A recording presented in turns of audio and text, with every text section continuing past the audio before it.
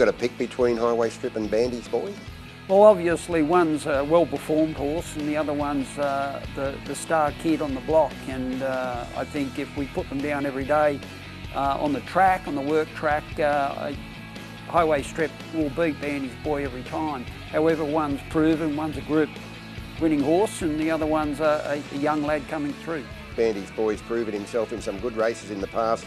Highway Strip still trying to find his complete self, you would say. Yeah, look, he's been an enigma, I guess you could say. He's a very talented horse. He shows me the most ability of any horse I've got in the stables, and perhaps the best horse I've trained for some time. So Highway Strip, he had those couple of Goulburn wins and then you stepped him up to the highways. You don't do that unless you believe in them. And he's performed very well in the highways without winning one. Racing manners has let him down a little bit, but you're a horseman and obviously you're working on that. Yeah, look, we've done quite a bit of work with him since his last start, and he's had a trial which he won, very emphatic performance that particular day. We'll be confident that we'll have him in good shape coming up to when the tickets are selected, and I'm sure he'll showcase what his ability really lays, and really excited about how he's been going. You're a major part owner of Highway Strip. Do you get involved in many of your own horses?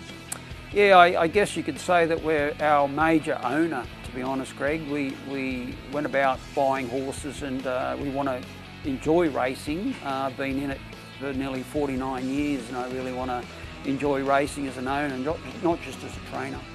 What's the view with Highway Strip, that if he shows exactly what he can do in his next start, which may or may not be a highway, you can tell us that, he should put himself right in the picture with the slot holders?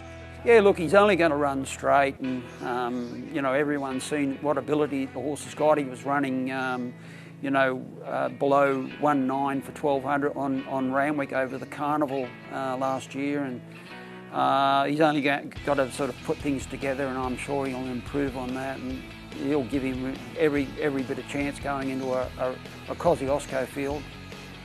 We've got to remember that Bandy's Boy started favourite in the Country Championships final in 2024, around the time that he had a few issues which continued for a while, even though he ran in last year's Kosciuszko. But second up this time in, he delivered a tremendous run in Melbourne. Is he over all the problems? Yes, he is, Greg. His feet are the best we've ever had them, and done a lot of work in presentation to get them to where we are now. And his run in Melbourne down the straight was fantastic. He did a lot wrong, which they can do at their first start, and I think there's plenty of improvement to come. He looked a little bit new, a little bit above himself in condition, but he's really come on since that run.